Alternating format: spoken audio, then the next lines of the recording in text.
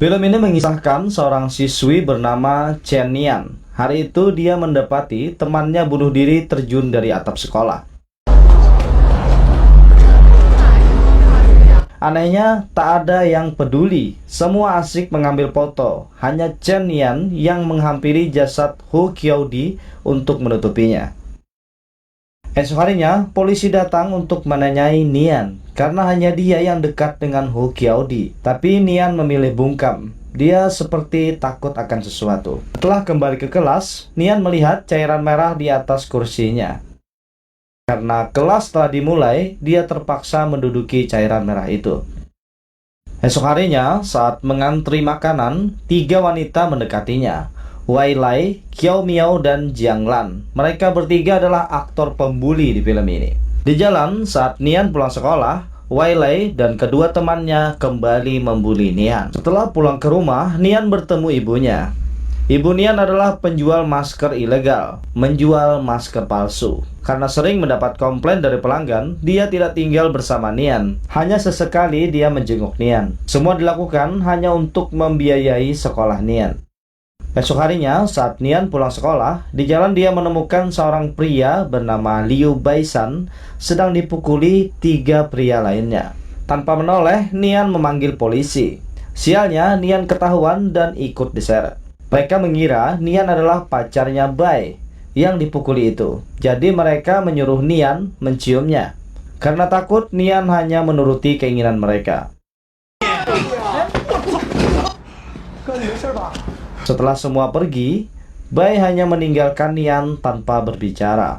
Malam berikutnya, saat Nian pulang sekolah, Bai menghampiri Nian. Dia menyerahkan uang 100 yuan kepada Nian, sekaligus memperbaiki ponselnya yang rusak akibat kejadian malam itu. Setelah memperhatikan Nian, Bai tahu kalau Nian adalah target bullying paling sempurna di kelasnya.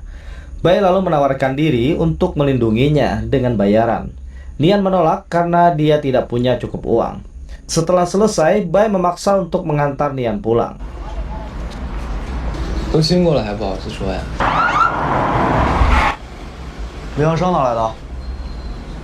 Setelah sampai di dinding rumahnya, Nian melihat poster ibunya yang dicari karena menjual masker palsu. Kembali di sekolah, saat semua orang sedang asik dengan kegiatan masing-masing, SMS massal masuk. Itu adalah poster ibunya Nian. Wai Lai kembali membuli Nian dengan poster ibunya. Karena sedih, Nian pulang sambil menangis. Kebetulan Bai ada di sana. Tanpa berbicara, Nian langsung naik ke motor Bai. Bai bertanya mau kemana. Nian hanya menjawab, terserah. Dengan bingung, Bai membawa Nian ke rumahnya.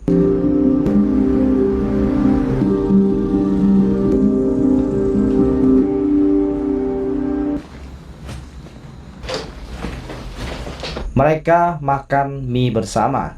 Bai mengira Nian bertengkar dengan pacarnya. Ternyata bukan itu masalahnya. Nian yang jarang berkomunikasi selalu memberi jawaban sinis kepada Bai.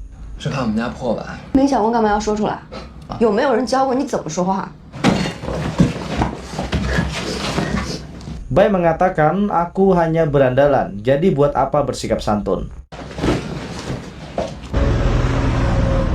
Hari itu di sekolah, setelah selesai latihan poli, Wai Lai kembali membuli Nian, memukulnya dengan bola poli. Tapi kali ini Nian tidak hanya pasrah, dia sedikit memberikan perlawanan. Si pembuli Wai Lai tidak terima karena dilawan. Dia kemudian mendorong Nian di tangga. Kali ini setelah sekian lama bungkam, Nian melaporkan si pembuli Wai Lai kepada Opsir Zhang tentang perlakuan Wai Lai yang suka membuli Hu Qiaodi, teman Nian yang tadi di awal film bunuh diri. Akhirnya Wai Lai, Qiao Miao, dan Jiang Lan diinterogasi oleh Opsir Zhang. Namun di sini ada yang aneh pada perilaku Wai Lai. Dia seperti tak punya rasa bersalah sedikit pun. Si Wai Lai ini adalah seorang psikopat. Tapi karena kurangnya bukti ditambah dengan alasan di bawah umur, mereka bertiga dibebaskan. Sedangkan hukuman sekolah mereka hanya diskor. Setelah para pembuli diskor, kelas menjadi damai. Tidak ada lagi pembulian di sana. Tidak terasa, akhir semester tiba. Sekarang waktunya ujian Gaokao untuk masuk perguruan tinggi. Malam harinya, Nian pulang seperti biasa. Di jalan Wailai, Qiao Miao dan Jiang Lan menghadang Nian dengan membawa sekeranjang tikus. Mereka ingin membalas dendam karena Nian melaporkannya ke polisi.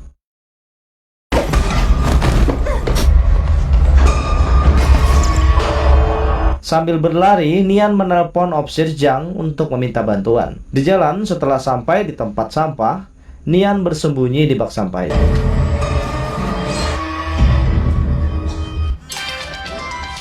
Ponsel Nian berbunyi, dan Qiao Miao mengetahui keberadaan Nian. Namun entah kenapa, Qiao Miao tidak memberitahu keberadaan Nian kepada Wailai. Hari itu, Nian berhasil lolos. Saat itu, Opsir Jiang menelpon balik. Nian mengangkatnya dan mengatakan salah sambung. Nian tak berani pulang ke rumah karena kelompok Wailai sudah menunggunya di sana. Jadi Nian pergi ke rumah Bai. Saat pulang, Bai kaget melihat Nian yang sudah menunggunya di rumah.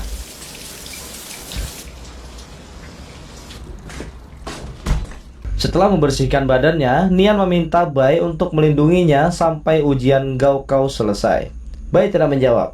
Dia hanya mendekat dan mengoles salap ke kaki Nian. Malam itu, Nian bermalam di rumah Bai. Di sini ada kejadian yang lucu. Saat itu Bai bertanya kepada Nian, apakah merasa panas? Nian menjawab, tidak. Nian balik bertanya, keras atau tidak? Bai agak kaget mendengar pertanyaan Nian. Mungkin karena otaknya ngeres atau memang lagi keras. Dan ternyata Nian menanyakan soal sopanya, keras atau tidak. Pada akhirnya, Bai setuju untuk melindungi Nian tanpa bayaran sepeser pun.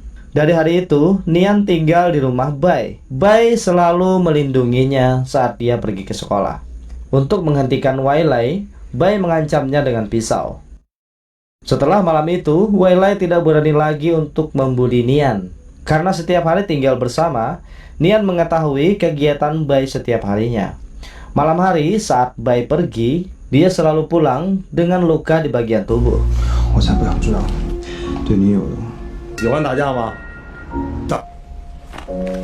Saat berikutnya, Qiao Miao mendatangi Nian.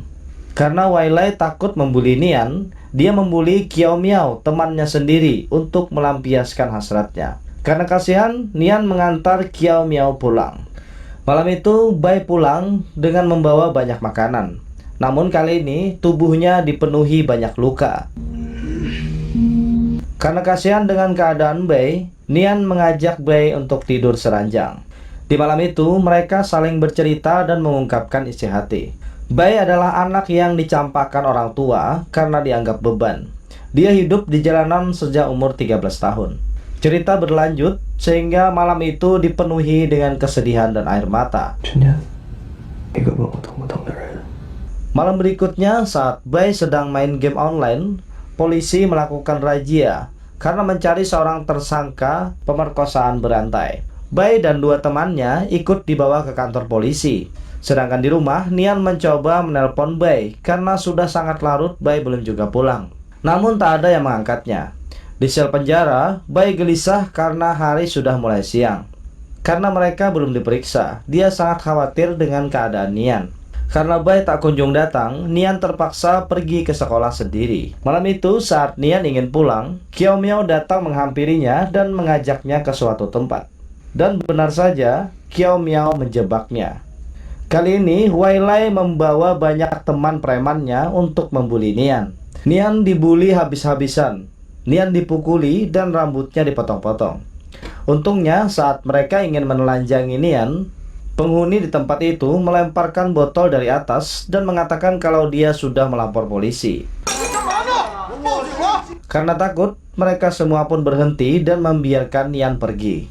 Bai yang sudah selesai melakukan pemeriksaan dilepaskan oleh polisi.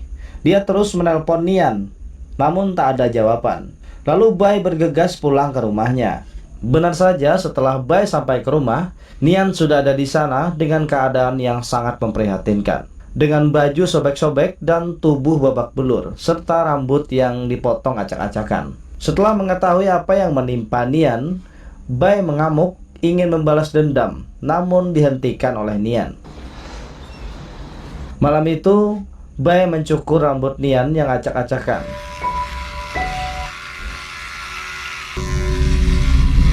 Namun di sini hal yang dramatis terjadi. Setelah selesai mencukur rambut Nian, Bai juga mencukur rambutnya sendiri. Esok harinya, di kelas, guru membagikan kartu ujian Gaokao kepada para murid. Di sana Nian terlihat aneh dengan rambut pendeknya. Namun Nian tak peduli, yang dia pedulikan hanya ujian Gaokao-nya. Meski turun hujan, di hari pertama ujian Gaokao, para murid tetap antusias mengikutinya.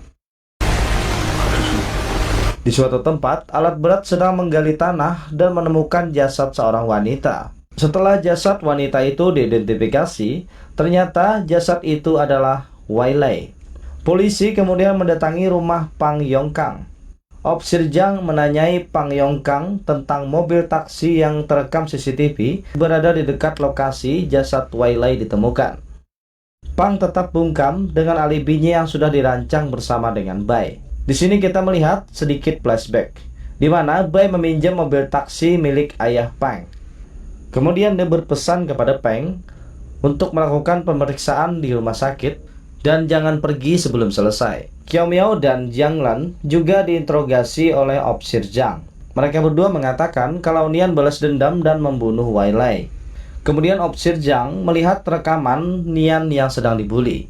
Setelah Opsir Zhang selesai menonton video rekaman itu, Opsir Zhang langsung mendatangi Nian dan membawanya ke kantor polisi.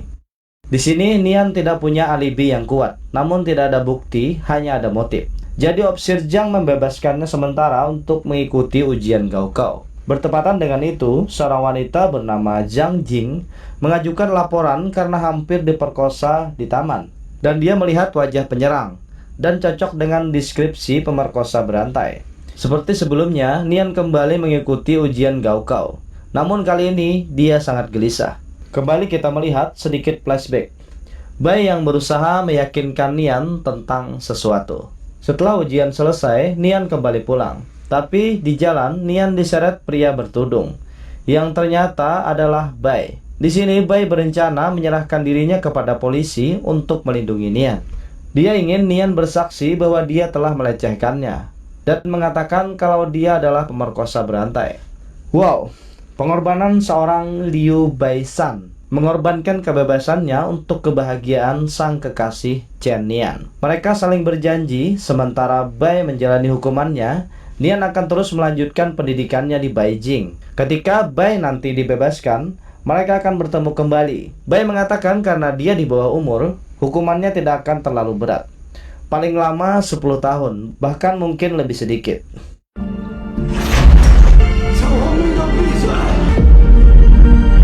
Saat Opsir Zhang menginterogasi Bai, dia menunjukkan foto Wai Lei dan menanyakan kenapa Liu Baisan membunuh Wai Lei. Di sini kembali kita melihat flashback, di mana Bai membakar pakaian milik Nian dan menghapus semua foto Nian di ponselnya. Bertepatan dengan itu, terlihat Nian yang pulang naik taksi. Saat Nian berada di dalam taksi, kita kembali melihat flashback, di mana Wai Lei memohon-mohon kepada Nian agar tidak melaporkannya ke polisi karena membulinya waktu itu. Nian tidak menghiraukan Wai Lei, dia terus menaiki tangga untuk pulang ke rumahnya. Namun Wai Lei terus mengikutinya. Di sini terlihat seperti tidak merasa bersalah, Wai Lei mengajak Nian mengobrol seperti teman akrab. Nian yang memang memiliki dendam kepada Wai Lei, dia tidak tahan dengan ocehan Wai Lei. Kemudian dia mendorong Wai Lei hingga jatuh dari tangga dan tewas di tempat. Sekarang semuanya sudah mulai jelas apa yang terjadi antara Nian dan Bai. Disinilah aksi pengorbanan Bai dimulai. Dia merancang semuanya agar dia menjadi tersangka yang membunuh Wai Lei. Mulai dari melecehkan Zhang Jing agar terlihat seperti pemerkosa berantai, serta mencakarkan kuku mayat Wai Lei di lengannya agar meninggalkan bukti yang mengarah padanya. Semuanya sangat sempurna. Misi terakhir adalah meyakinkan Nian agar mencocokkan cerita mereka berdua. Lanjut, Bai dan Nian diinterogasi di ruangan yang berbeda. Berbagai macam cara dilakukan untuk menanyai Liu Baisan dan Chen Nian agar mereka mau mengaku. Namun jawabannya tetap sama, mereka tidak saling kenal. Meski Opsir Zhang mengetahui kalau Bai mengorbankan dirinya untuk kebebasan Nian, dia tidak bisa melakukan apa-apa. karena semua bukti dengan sempurna tertuju pada Bai. Jadi setelah interogasi yang sangat panjang, Bai dan Nian dipertemukan dalam satu ruangan. Di sini Nian malah menampar Bai untuk meyakinkan semua orang bahwa mereka berdua tidak saling kenal. Tapi di sini kita bisa melihat ada sedikit senyum di wajah mereka berdua. Pada akhirnya Bai ditetapkan bersalah dan Nian dibebaskan. Akan tetapi Nian merasakan sakit di hatinya setelah kebebasannya.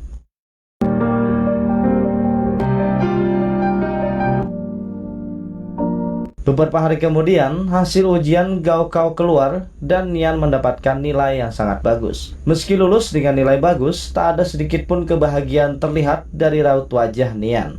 Di hari itu, Opsir Jang datang mengunjungi Nian. Dia menanyakan apakah Nian merasakan kebahagiaan setelah dibebaskan. Nian hanya diam tanpa kata. Sampai saat Jang Yin pergi, dia berpaling dan berkata, "Aku punya kabar baik untukmu. Liu Baisan dijatuhi hukuman mati karena kasusnya terlalu berat. Dan beberapa hari lagi dia akan dieksekusi." Nian masih diam setelah mendengar itu. Namun reaksi tubuhnya berkata lain. Setelah Opsir Jang mendekatinya, Nian histeris dan mengamuk.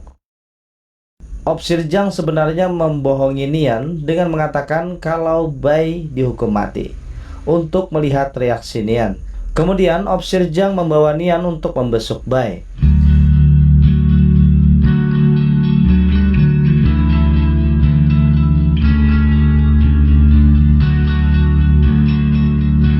Sampai pada akhirnya Nian juga menyerahkan diri. Karena unsur ketidaksengajaan serta faktor di bawah umur, hukuman mereka berdua menjadi ringan. Dengan jiwa kemanusiaannya, Opsir Jang tidak akan membiarkan mereka melakukan hal tersebut. Dia yakin bahwa Nian tidak akan sanggup menjalani hidupnya setelah merelakan kekasihnya dihukum atas kesalahannya. Karena itu, Opsir Jang berusaha sangat keras meyakinkan Nian untuk mengaku. Chen Nian dan Liu Baisan akhirnya dihukum bersama. Setelah hukuman selesai, Chen Nian menjadi seorang guru dan Liu Baisan tidak lagi menjadi preman. Mereka membantu para siswa yang mengalami pembulian dan bercita-cita menyelamatkan dunia dari kejahatan bullying. Ajib, cinta dan pengorbanan. Mungkinkah cerita seperti di film ini ada di dunia nyata? Semua mungkin saja. Di sini kita belajar arti pengorbanan seorang ibu yang rela melakukan apa saja untuk anaknya. Ibu Chen Nian melakukannya. Di sini kita diajarkan tentang semangat pantang menyerah untuk mencapai tujuan. Chen Nian mengajarkan itu. Meski dibully terus-menerus, dia tetap bertahan sampai lulus dengan nilai terbaik. Di sini kita diajarkan cara mencintai pasangan dengan ketulusan. Liu Baisan mengajarkan itu. Meski mengorbankan kebebasannya, dia tetap melakukannya agar cita-cita Chen Nian tercapai. Jadi pesan saya, hargailah orang di sekelilingmu yang peduli padamu. Mungkin mereka pernah melakukan 1 atau 2 kali kesalahan, tapi cobalah melihat dari sisi kebaikannya. Karena masih banyak kebaikan mereka yang bisa kita ingat. Jangan mengingat kesalahannya yang hanya 1-2 kali. Itu adalah sifat yang buruk. Jangan jadi nila setetes yang merusak susu sebelanga. Jadilah setetes embun yang menyejukkan hati orang-orang. Oke, semoga kalian terhibur dengan editan video saya yang seadanya ini. Saya Bang Junid undur diri dan sampai ketemu lagi di video selanjutnya. Subscribe apa channelnya? Baru bikin barang masuk deh. Like and share and subscribe.